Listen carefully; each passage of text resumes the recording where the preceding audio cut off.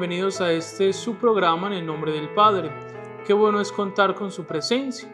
Vamos a reflexionar a partir de un texto del Evangelio de San Mateo en el capítulo 19. Luego se le acercó uno y le dijo: Maestro, ¿qué obras buenas debo hacer para alcanzar la vida eterna? Jesús le contestó: ¿por qué me preguntas acerca de lo que es bueno? Uno solo es bueno. Si quieres entrar en la vida, guarda los mandamientos. El joven le preguntó: ¿cuáles? No matarás, no cometerás adulterio, no robarás, no perjurarás, honra a tu padre y a tu madre y amarás al prójimo como a ti mismo. El joven le dijo: todo eso lo he cumplido. ¿Qué me queda por hacer? Jesús le contestó: si quieres ser perfecto, vende tus bienes y dáselo a los pobres y tendrás un tesoro en el cielo. Después sígueme. Al oírlo, el joven se fue triste porque era muy rico. Jesús dijo a sus discípulos: les aseguro que difícilmente entrará un rico en el reino de los cielos. Se lo repito, es más fácil para un camello pasar por el ojo de una aguja que para un rico entrar en el reino de Dios. Al oírlo, los discípulos quedaron muy espantados y dijeron: entonces, ¿quién podrá salvarse? Jesús los quedó mirando y le dijo: para los hombres eso es imposible, para Dios todo es posible. Palabra del Señor. Gloria a ti, Señor Jesús. Nos encontramos con un joven que le dice al maestro: ¿qué debo hacer para ganar la vida eterna? Y él comienza a mencionarle algunos de los mandamientos. Un primer elemento: qué bueno es que nosotros nos sepamos los mandamientos. Qué bueno que lo coloquemos en práctica. Amar a Dios sobre todas las cosas. Y a partir de allí poder cumplir los otros 9 mandamientos. A eso estamos llamados. Pero también estamos llamados a seguir al Señor, ser sus discípulos y misioneros, poder entregarle toda nuestra vida. Muchas veces nos aferramos a tantas cosas vanas, a tantas cosas materiales que nos impide el encuentro con el Señor, que nos roba la verdadera alegría, que nos roba la verdadera felicidad. Qué bueno entonces es que nosotros podamos encontrarnos con el Señor y que nada nos ate en ese seguimiento de ser discípulos y misioneros de aquel que nos ha primereado en el amor, que se llama Cristo Jesús. Nos encontramos aquí con un joven rico que está pegado a su riqueza, que difícilmente es capaz de soltar estos elementos para seguir al Señor. Por eso preguntémonos qué elementos nos atan a nosotros para seguir al Señor, para seguir al Maestro. Hay que sacar esos elementos negativos, ese pecado de nuestra vida que no nos deja avanzar en el encuentro personal con el Señor. Obviamente las riquezas no son malas, pero si nos atan y nos cohíben entregarnos a Dios, incluso nos cohíben darnos al hermano, si nos cohíben y nos cuesta entonces entregarnos al servicio de los demás, allí sí estamos fallando. Que comprendamos nosotros que debemos siempre buscar el reino de los cielos, que debemos construir siempre el reino de Dios en nuestra vida, de que debemos optar por el Señor y a partir de allí construir la salvación. Que la Santísima Virgen María nos bendiga hoy y siempre, así sea.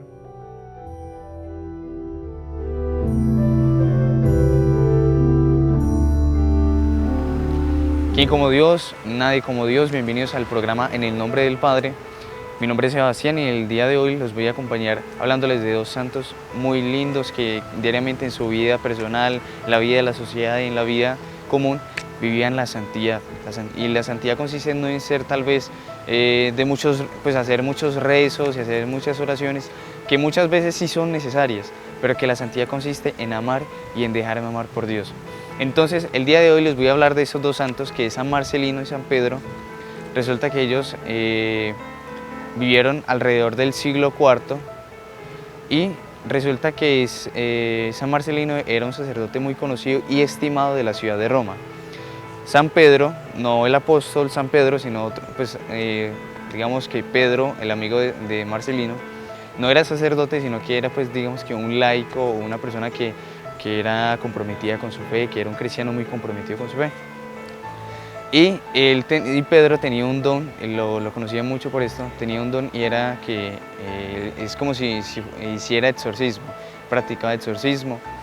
Y resulta que algunos, digamos que enemigos de ellos, algunas personas que siempre querían el mal para ellos, hicieron todo lo posible para que ellos cayeran en la cárcel. Cuando ellos estaban en la cárcel, resulta que estas dos personas estaban tan llenas del amor de Dios, estaban tan llenas de Dios, que empezaban a predicarle incluso a los reclusos, a los que estaban en la cárcel, al guardia, e incluso hasta a los hijos del guardia y a la mujer del guardia. Y todas estas personas que les acabo de decir se convirtieron gracias a las palabras y al amor que tenía tan ardiente estos santos por Jesús, que hasta estas personas se convirtieron. Entonces resulta que los gobernantes, al darse cuenta de, digamos, que estas personas se estaban convirtiendo y estaban, digamos, que teniendo ya fe en Dios, regresando tal vez a la Iglesia Católica y todo, los gobernantes se enojaron muchísimo y entonces decidieron decretarles la pena de muerte a estos dos santos. Resulta que cuando ya le decretaron la pena de muerte a estos dos santos, se los llevaron por allá, muy lejos, a un lugar, pues a un bosque llamado la Selva Negra, y resulta que bueno, contrataron a un verdugo, a cualquier verdugo ahí, y resulta que el verdugo, bueno, los asesinó, los degolló, y resulta que después de degollarlos, él se convirtió, o sea, el verdugo se convirtió y dijo, no, es que, o sea, yo degollé, yo asesiné a dos personas que eran santas, que eran dos personas que vivían en la gracia de Dios, personas supremamente santas. Y resulta que los gobernantes llevaron a la selva, digamos, a degollar a estos dos santos, precisamente porque nadie iba a esa selva y precisamente porque querían que nadie supiera de la muerte de ellos dos. Entonces, claro, el verdugo, al sentirse muy atraído por la santidad de estas dos personas, le comentó a varios cristianos que él conocía que el lugar donde estaban el cuerpo de estos dos santos era en la Selva Negra, como les acabo de decir, donde los degollaron. Entonces ya los cristianos, pues, que eran muy amigos de estos dos santos, de San Marcelino y Pedro, fueron a recoger los cuerpos y, digamos, a hacerle una cristiana sepultura. Entonces resulta que el emperador Constantino, muy conocido Constantino, quiso construir una basílica encima del lugar donde estas dos personas fueron sacrificadas, la vida de San Marcelino y Pedro. Pero le hizo con dos intenciones. La primera, para darle gloria a Dios, y la segunda era con la condición de que cuando la madre de Constantino muriera, se enterrara allá. O sea, el cuerpo de la madre de Constantino, conocida como Santa Elena, o sea, la mamá de un emperador era santa, llamada Santa Elena. O sea, la intención de Constantino era que también la madre, pues el cuerpo de la madre reposara en esa basílica. Entonces las crónicas antiguas narran que ante los restos de estas dos personas, pues los santos obraban numerosos milagros. Bueno, en realidad sabemos que no son los santos los que obran los milagros, sino que ellos interceden ante Dios. Entonces cada vez que las personas estaban al frente de los restos de los santos, decían esto: Marcelino y Pedro, poderosos protectores, escuchen nuestros clamores.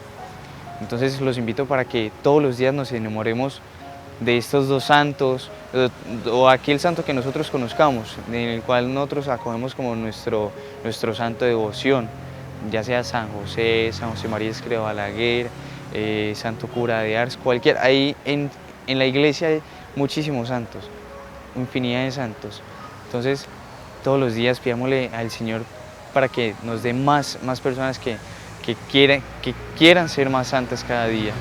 Dios me los bendiga y que la gracia de Dios esté con ustedes.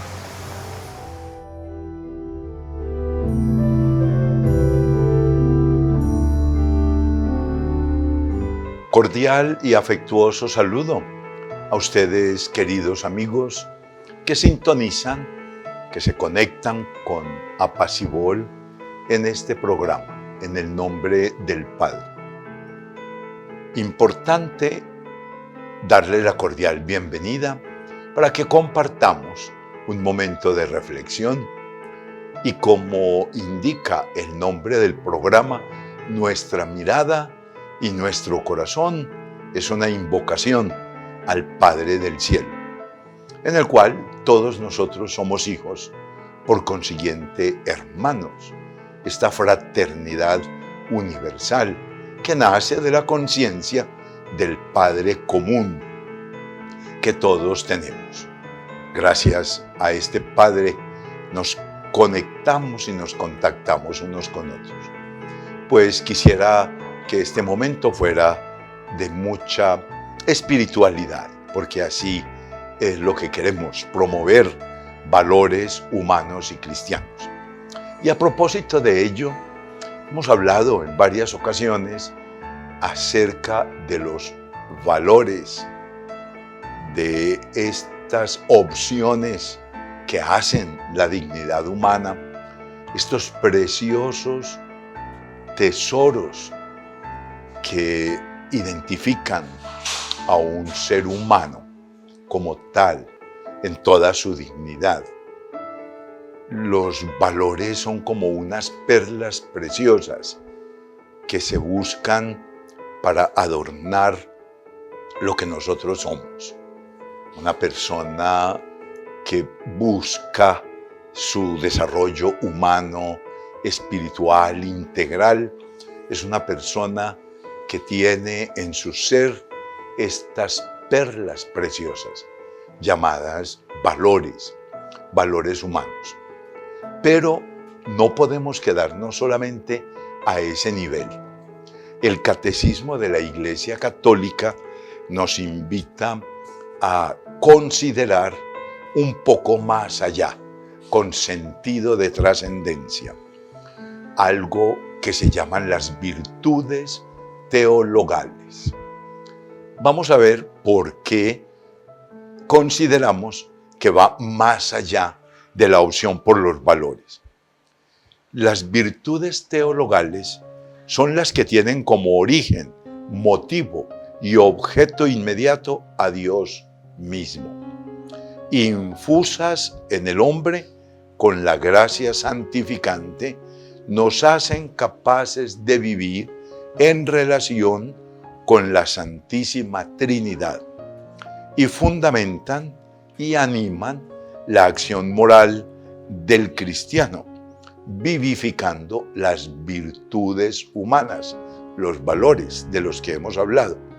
Son la garantía de la presencia y de la acción del Espíritu Santo en las facultades del ser humano. Observan ustedes que hay que subir más, que el ser humano está llamado a elevarse cada vez más. Promovemos valores y hoy está muy de moda y debiera de ser siempre así. Es decir, llamar al ser humano a hacerse más integral, a tener una contextura más bien, muy sólida en sus valores, en sus opciones. Fíjense el problema que tenemos hoy en día. Hoy la gente se vende por un peso más. La ambición es terrible y la corrupción tan degradante que demerita a cualquier ser humano. Esa es la tristeza, por ejemplo, en nuestras clases dirigentes, en nuestro país. Es que es terrible la degradación de la humanidad cuando pierde el horizonte de los valores. Pero como les digo, hay un poco más. No solo valores y virtudes humanas, existen las virtudes teologales, la gracia que Dios nos da, la capacidad que Él pone en nuestro corazón. Es un don gratuito que pone en el corazón de cada uno de nosotros. ¿Para qué? Para dos cosas. Primero, para una relación más profunda, más íntima con Él. Y segundo, dice el texto, que animan la acción moral del cristiano, vivificando las virtudes humanas, vivificando los valores. Para que esa opción por los valores tenga una dimensión trascendente, entonces se nos da la capacidad, la oportunidad de vivir las virtudes teologales. ¿Cuáles son esas virtudes teologales? Iremos poco a poco profundizándolas.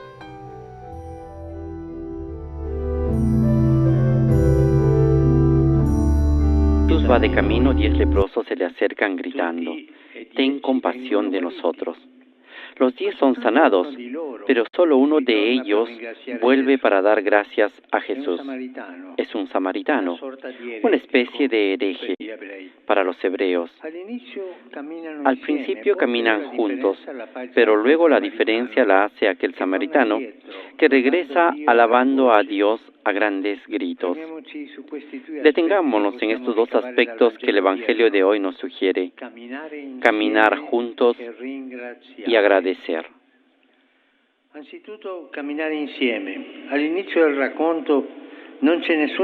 En primer lugar, caminar juntos.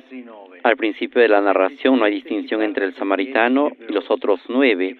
Se habla simplemente de 10 leprosos que forman un grupo y sin división van al encuentro de Jesús.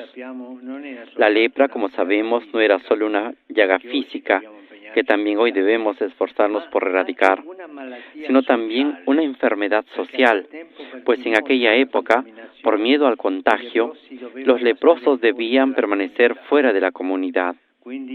Por eso no podían entrar en los pueblos, se los mantenía a distancia, relegados a los márgenes de la vida social e incluso religiosa, aislados.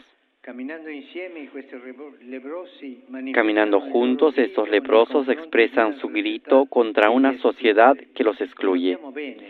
Y fijémonos bien que el samaritano, aunque sea considerado un hereje, un extranjero, forma grupo con los demás. Hermanos y hermanas, la enfermedad y la fragilidad en común hacen caer las barreras y superar toda exclusión. También es una imagen bella para nosotros. Cuando somos honestos con nosotros mismos, recordamos que todos tenemos el corazón enfermo, que todos somos pecadores, que todos estamos necesitados de la misericordia del Padre. Y entonces dejamos de dividirnos en base a los méritos, a los papeles que desempeñamos o a cualquier otro aspecto exterior de la vida. Y caen así los muros internos, caen los prejuicios. Así finalmente nos descubrimos como hermanos. También Naamán, el sirio, nos ha recordado en la primera lectura, aunque era rico y poderoso, para ser curado tuvo que sumergirse y hacer una cosa sencilla, sumergirse en el río en el que todos los demás se bañaban. Sobre todo tuvo que quitarse su armadura, sus ropas, como nos hace bien quitarnos nuestras armaduras exteriores, nuestras barreras defensivas y darnos un buen baño de humildad, recordando que todos somos frágiles por dentro, que todos estamos necesitados de curación, que todos somos hermanos. Ricordiamoci questo, la fede cristiana sempre ci chiede di camminare insieme agli altri. Recordemos esto, que la fe cristiana siempre nos pide que avancemos junto a los demás, nunca que seamos caminantes solitarios. Siempre nos invita a salir de nosotros mismos hacia Dios y hacia los hermanos, nunca a encerrarnos en nosotros mismos. Siempre nos pide que nos reconozcamos necesitados de curación y de perdón, que compartamos las fragilidades de los que nos rodean sin sentirnos superiores. Fratelli e sorelle, verifichiamo se la nostra vita, hermanos y hermanas, comprobemos si en nuestra vida, en nuestras familias, en los lugares donde trabajamos y que todos los días frecuentamos, somos capaces de caminar junto a los demás. Somos capaces de escuchar, de vencer la tentación de atrincherarnos en nuestra autorreferencialidad y de pensar solo en nuestras propias necesidades. Pero caminar juntos, es decir, ser sinodales, es también la vocación de la Iglesia. Preguntémonos, ¿hasta qué punto somos realmente comunidades abiertas y que incluyen a todos? Si somos capaces de trabajar juntos, sacerdotes y laicos, al servicio del Evangelio, si tenemos una actitud de acogida, no solo con palabras, sino con gestos concretos, hacia los que están alejados y hacia todos los que se acercan a nosotros, sintiéndose inadecuados a causa de sus complicadas trayectorias de vida. ¿Los hacemos sentir parte de la comunidad o los excluimos? Me da miedo cuando veo comunidades cristianas que dividen el mundo en buenos y malos, en santos y pecadores. De esa manera terminamos sintiéndonos mejores que los demás y dejamos fuera a muchos que Dios quiere abrazar. Por favor, hay que incluir siempre, tanto en la Iglesia como en la sociedad, todavía marcada por tantas desigualdades y marginaciones. Incluir a todos. Y hoy, en el día en que Scalabrini se hace santo, hay que pensar en los migrantes. Es escandalosa la exclusión de los migrantes. Es más, la exclusión de los migrantes es criminal. Los hacen morir ante nosotros. Y así hoy llamamos al Mediterráneo el cementerio más grande del mundo. La situación de los migrantes es desastrosa, es pecaminosa, es criminal. No abrir las puertas a quien tiene necesidad. No, los excluimos y les mandamos afuera, a los lager, donde son esclavizados y vendidos como esclavos. Hermanos y hermanas, hoy pensemos en nuestros migrantes, aquellos que mueren y aquellos que son capaces de ingresar. ¿Los recibimos como hermanos o los explotamos? Les dejo la pregunta a ustedes. El segundo aspecto es agradecer. En el grupo de los 10 leprosos hubo uno solo que al verse curado volvió a alabar a Dios y mostrar su gratitud a Jesús. Los otros 9 fueron sanados, pero luego cada uno tomó su camino, olvidándose de aquel que los había curado. Olvidar las gracias que Dios nos da. El samaritano, en cambio, hizo del don recibido el inicio de un nuevo camino. Regresó donde aquel que lo había sanado. Fue a conocer de cerca a Jesús y comenzó una relación con Él. Su actitud de gratitud no fue pues un simple gesto de cortesía, sino el inicio de un camino de gratitud. Se postró a los pies de Cristo, es decir, realiza un gesto de adoración, reconoció que Jesús es el Señor y que Él era más importante que la curación que había recibido. Es esta también una gran lección para nosotros, hermanos y hermanas, que nos beneficiamos de los dones de Dios todos los días, pero que a menudo seguimos nuestro propio camino, olvidándonos de cultivar una relación viva con Él, real. Esa es una fea enfermedad espiritual, dar todo por presupuesto, incluso la fe, incluso nuestra relación con Dios, hasta el punto de convertirnos en cristianos que ya no saben asombrarse, que ya no saben decir gracias, que no muestran gratitud, que no saben ver las maravillas del Señor. Cristianos con el agua de rosa, como decía una señora que he conocido. De esta manera acabamos pensando que todo lo que recibimos cada día sea obvio y merecido. La gratitud es saber decir gracias, nos lleva en cambio a atestiguar la presencia de Dios amor y también a reconocer la importancia de los demás, superando la insatisfacción y la indiferencia que deforman nuestro corazón. Saber dar las gracias es esencial. Todos los días dar gracias al Señor, aprender a darnos las gracias entre nosotros, en la familia, por esas pequeñas cosas que recibimos, a veces sin ni siquiera preguntarnos de dónde vienen, en los lugares que frecuentamos cada día, por los muchos servicios que disfrutamos y por las personas que nos apoyan en nuestras comunidades cristianas, por el amor de Dios que experimentamos a través de la cercanía de los hermanos y hermanas, que muchas veces en silencio rezan, ofrecen, sufren, caminan con nosotros. Por favor, no olvidemos nunca esta palabra clave. Gracias. No olvidemos de sentir esta palabra, gracias, y de decir gracias.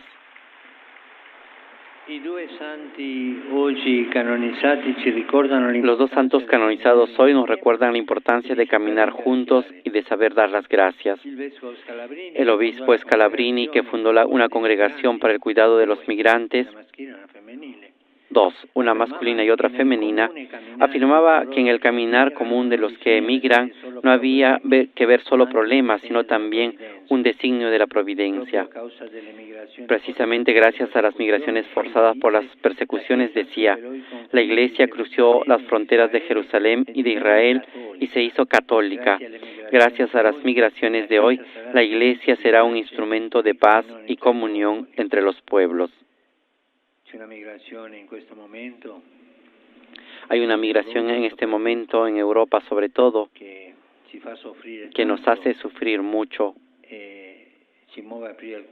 y nos lleva a abrir nuestros corazones. La migración de los ucranianos que huyen de la guerra. No olvidemos hoy a la martirizada Ucrania. Scalabrini miraba más allá, miraba hacia el futuro, hacia un mundo y una iglesia sin barreras, sin extranjeros. Por su parte, el hermano salesiano Artemide Sati fue un ejemplo vivo de gratitud con su bicicleta.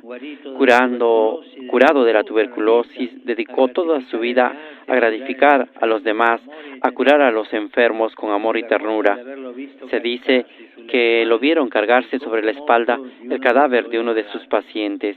Lleno de gratitud por lo que había recibido, quiso manifestar su acción de gracias asumiendo las heridas de los demás.